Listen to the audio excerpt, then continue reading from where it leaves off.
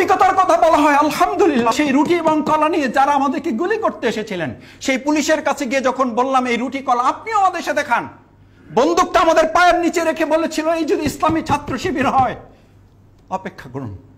যারা আপনাদের দিকে বন্দুক তাক করেছে, আপনাদের গুলি ছুড়েছে, এই নিশানটা যে আপনাদের দিকে তাক করেছে, এই নিশান, এই বন্দুক পর্যদস্ত হয়ে ইসলামী ছাত্র শিবির, ইসলামী আন্দোলন এই বাংলাদেশের বুকে বিজয় হবে ইনশাআল্লাহ।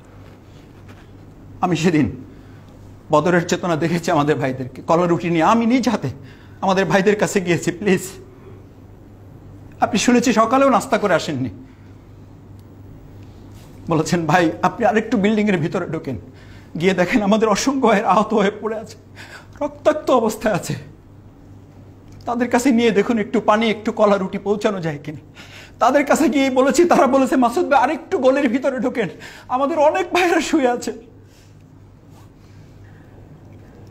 তারা আমাকে বললো যে মাসুদ ভাই আপনি আরেকটু ভিতরে ঢোকেন। আমি ভিতরে গিয়ে ঢুকে দেখলাম যে অসংখ্য ভাইরা সেন্সলেস হয়ে পড়ে আছে, যাদেরকে জিজ্ঞেস করে জানাও যাচ্ছে না তাদের পানির প্রয়োজন আছে কিনা, তারা পানি খেতে পারবে কিনা, তারা রুটিটুকু মুখে নিতে পারবেন কিনা।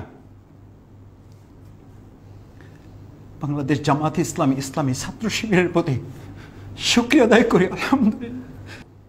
আল্লাহ তাআলা দয়া করে যদি অন্তত কাল কিয়ামতের কঠিন ময়দান আবু উবাইদা মুআজের সাথে আমাদেরকে দাঁড় করিয়ে দিয়ে মাফ করে দেন, আলহামদুলিল্লাহ। শহীদ মুজাহিদ, আমাদের প্রস্তুতি তো সবাই নিয়ে এসেছিলেন, শহীদ মুজাহিদের ডায়েরি পড়েছেন আপনারা। মুজাহিদ ভাই তার আগের রাতে সবাইকে বিদায় নিয়ে এসছেন, আর দেখা হবে না তোমাদের সাথে। মাকে বলে এসছেন দেখা হবে না তোমাদের সাথে। শহীদ হাফেজ শিপন বিদায় নিয়ে এসছেন, দেখা হবে না তোমাদের সাথে। যারা বিদায় নিয়ে এসছেন তারা বিজয় অর্জন না করে কি করে এখান থেকে ফিরে যাবেন? আলহামদুলিল্লাহ আমরা সেদিন বদরের সেই ময়দান থেকে আমাদের বিজয় হয়েছে। প্রশাসন সমস্ত লোকদেরকে একত্রিত করে আমাদেরকে একথা বলতে বাধ্য হয়েছে, ঠিক আছে সব শেষ হয়ে গেল, সব ঠিকঠাক হয়ে গেল, এবার দয়া করে আপনারা আপনাদের জায়গায় ফিরে যান। সম্মানিত ভাইয়েরা, সেজন্য আজকের এই যে পরিস্থিতি, আমরা বদর শুরু হয়েছে সেখান থেকে শেষ হয়ে যায়নি। বদর প্রতি মুহূর্তে প্রতি সেকেন্ড আমার কাছে ধরা দেয়, আমি তা উপলব্ধি করি কিনা, সেই জন্য আমি আপনাদের কাছে অনুরোধ করতে চাই, আসুন বদর আমাদের প্রস্তুতির জন্য কয়েকটি মূল নির্দেশনা দান করে। এক, ইমানের জায়গায় মজবুতি, যে ইমানের কথা আল্লাহ রাসূল সাল্লাল্লাহু আলাইহি ওয়াসাল্লাম উল্লেখ করেছেন, আল ইমানু বিস-সাবরি ওয়াস-সাবাহা, ইমান হচ্ছে সবর করা। শুরু করতে পারলাম শেষ করতে পারলাম না, হবে না, চূড়ান্ত ধৈর্যের মাধ্যমে নিজেকে সামনের দিকে এগিয়ে নিয়ে যাওয়া। দ্বিতীয় হচ্ছে আমার তাওয়াক্কুলের জায়গার আগেও আমার তাকওয়ার জায়গাটা, এই তাকওয়ার বলিয়ান হয়েই সেদিন রমজানে আমাদের সাহাবাইগণ বিজয় অর্জন করেছিলেন, তাওয়াক্কুল করেছিলেন শুধু আল্লাহর উপরে। আমাদের অনেকেই এখন বিশ্ব পর্যালোচনা করে বলেন এইটা চেঞ্জ না হলে প্রতিবেশী চেঞ্জ করতে হবে, না হলে বাংলাদেশে ইসলামী বিজয় হবে না। আমি বলে থাকি যে মুসলমানদের জীবনে বদর আসছে, সেই মুসলমানদের প্রতিবেশী চেঞ্জ করতে হবে না, ওই প্রতিবেশীর মানসিকতা চেঞ্জ করে বাংলাদেশে 56,000 এই বর্গমাইলে ইসলামের বিজয় অনুষ্ঠিত হবে ইনশাআল্লাহ। সম্মানিত ভাইয়েরা, আমাদের অনেকেই বলে থাকে ছাত্র শিবির এত ছোট ছোট ছেলেদেরকে ইসলামী ছাত্র শিবির নিয়ে তাদেরকে ট্রেনিং দেয়, যুদ্ধ করায়, মিছিল করায়, মিটিং করায়। আমি বলি যে আপনি বদরের চেতনা আলোচনা করবেন।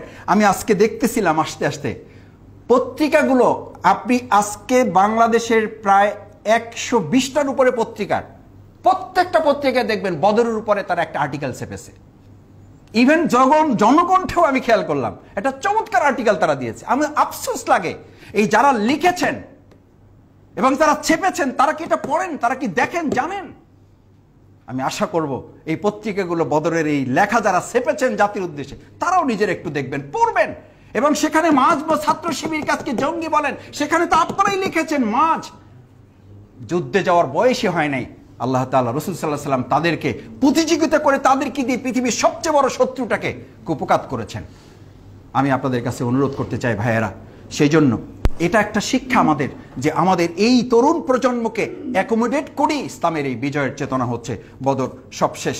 আমি আপনাদের অনুরোধ করতে চাই ভাইয়েরা, আল্লাহ সুবহানাহু ওয়া তাআলা আমাদের এই জায়গায় আমাদেরকে নির্দেশনা দেওয়া হয়েছে, বদর হচ্ছে আমাদের জীবনের জন্য প্র্যাকটিক্যাল ফরম্যাটে, এরকম জীবনে একবার আসতেও পারে।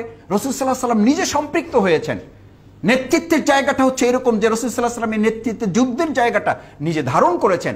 আমরা যারা আছি ময়দান পরিচালনায় যেন আমরাও সেভাবে শক্তি, সাহস, হিম্মত, বলিষ্ঠতা অর্জন করে, বিশেষ করে সবচেয়ে বড় কথা ছিল নৈতিকতার মানে নিজেদেরকে উন্নীত করে। আর সেই নৈতিকতার ট্রেনিং হচ্ছে রমজান, যে রমজানে 17টা দিন অতিবাহিত করার পরেই তারা বিজয় অর্জন করেছেন।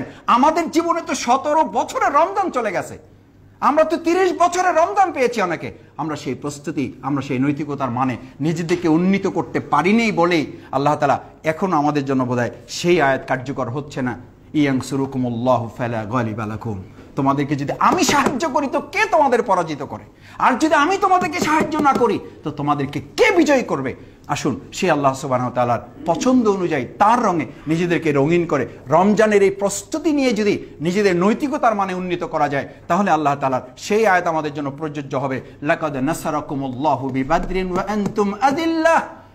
আমরা যতই দুর্বল থাকি, এই দুর্বল অবস্থাতেই আমাদের নৈতিকতাকে পছন্দ করলেই কেবলমাত্র আল্লাহ তাআলা আমাদের জন্য সাহায্য নির্ধারণ করবেন, সেই প্রত্যাশা ব্যক্ত করে আবারও সবাইকে ধন্যবাদ এবং কৃতজ্ঞতা জানিয়ে আমার কথা শেষ করছি। সুবহানাকাল্লাহুম্মা ওয়া বিহামদিকা আশহাদু আল্লা ইলাহা ইল্লা আনতা আস্তাগফিরুকা ওয়া আতুবু ইলাইক। আসসালামু আলাইকুম ওয়া রাহমাতুল্লাহি ওয়া বারাকাতুহু।